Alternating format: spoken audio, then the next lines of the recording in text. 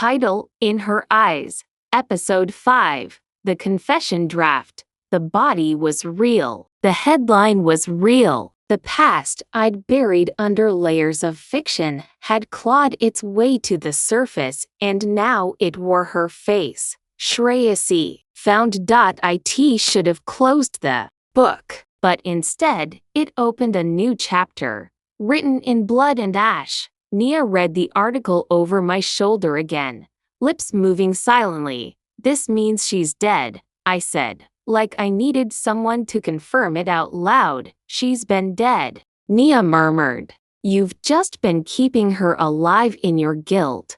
I've been haunted by her." "No," she said, shaking her head. "You've been haunting yourself." I stayed off social media. My inbox flooded with press inquiries, gossip blogs, begging for comment, and one chilling message from an anonymous sender: "Truth sells, but blood sells more. You ready to bleed?" The blog had been pulled offline. My publisher was reviewing whether to sue me for defamation, claiming I had intentionally misrepresented a dead person for profit. They weren't entirely wrong. Nia suggested I do the one thing I'd never dared: write the truth, not wrapped in metaphor or mystery. A confession.so. I opened a new document. Blank. No stylization. No character names. Just raw, ugly honesty. Confession draft not for publication. Her name was Shreyasi Roy. She was the girl I loved, the one I hurt, the one I destroyed. I didn't just walk away after the crash. I ran. I panicked. I heard her calling me and I ran. I told myself I'd come back. I told myself she'd be fine. I told myself I didn't kill her, that it was an accident, that she'd understand. But the truth is, I didn't want to face what I'd done. When I woke from the coma, I saw an escape, a blank slate, and I took it. I turned our story into myth. I made her a muse because it was easier than calling her a person. She wasn't a character. She wasn't tragic. She was just Shreyasi, and I betrayed her. I never told the police she was with me. I never gave them her name. I told them I'd been alone.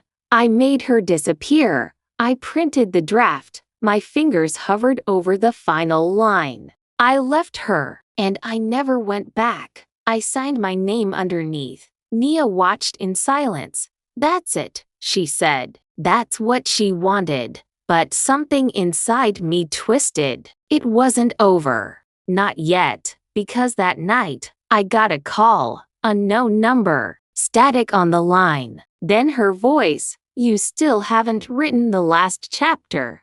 I dropped the phone. "She's dead," I whispered. "She's dead." But Nia's face had gone pale. She picked up the phone. Ray dialed.it connected.no number. Just a location. Somerset Vale. Again, we returned before dawn. The fog was thicker this time, like the land didn't want us there. The same road, the same rusted sign. But this time, the crash site had changed. The debris was gone. In its place, a circle of blackened stones, a fire pit, and in the center, the locket. I reached down and picked it up.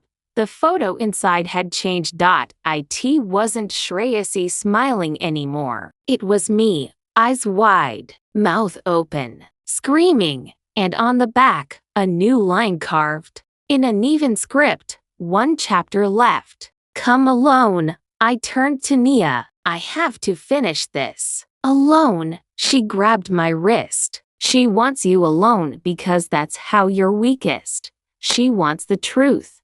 "No," Nia said. "She wants you to feel everything she felt. Terror, silence, betrayal. She deserves that. No one deserves to be your redemption arc." But I went anyway, back into the woods, past the place where the trees grew too close, where time bent and memory blurred. And she was waiting. Shreyasi, or her echo, pale, barefoot, eyes burning with something more than life. She didn't speak. She just pointed to a tree, another carving. Write the ending or live it. I pulled the notebook from my coat, and I began to write. I don't remember falling asleep, but when I opened my eyes, morning had poured through the trees like forgiveness. The notebook rested in my lap, damp with dew, words smudged by the night air. I'd written it all. Not fiction, not revision, not poetry. Just the truth. Her name, the crash, my guilt, the silence, and how I'd run. The fire pit was cold now, the blackened stones wet with mist. Shreyasi was gone again, like she always was after these encounters if she had ever truly been there at all. But the air around me felt lighter, like she had taken something with her, or maybe returned something to me.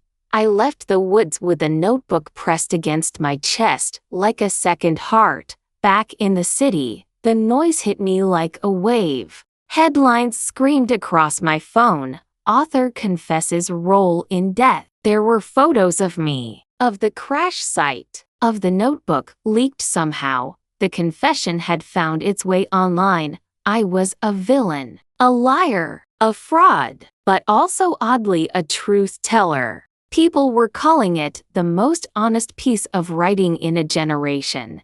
They didn't understand. It wasn't meant for them. It was meant for her. Nia stood in my flat, scrolling through her phone. She looked up when I entered. You did it, she said softly. I nodded. They're going to cancel your contract. Sue you. Maybe worse. I nodded again. Was it worth it? I opened the notebook and turned to the final page. I showed her. The last line. She was the story, and I was just the footnote who tried to edit her. Nia looked at me. Then maybe it's time to start a new book. The months that followed were quiet. No more emails. No more red ink. No more knocks in the night or phone calls from the void. Shreyasi, it seemed, had rested. The body had been claimed. Her family, long estranged, ashamed by the disappearance, had laid her to rest. I wasn't invited to the funeral. I watched it online, an unlisted livestream someone leaked. I cried, not for me, for the girl who'd become a myth, a memory, a monster, and then finally, just a person again. I wrote a new book. It wasn't about her. It wasn't about me either. It was about grief, how it distorts, how it builds avatars out of absence, how the stories we tell are sometimes prisons and sometimes prayers. It didn't sell well, but it was real. Sometimes I visit the woods. The tree still has the carving. D+S = truth. The locket is gone. In its place, someone left a feather. White. Clean. Sometimes I wonder if she really haunted me, or if I built her from fragments, guilt, memory, love, and gave her voice because I couldn't bear silence. But then, just before I leave, I always hear it, a whisper on the wind, a laugh. Not mocking, not angry, just free. And in that moment, I know we wrote the ending together, and it was enough. End of episode 5. End of book. In her eyes.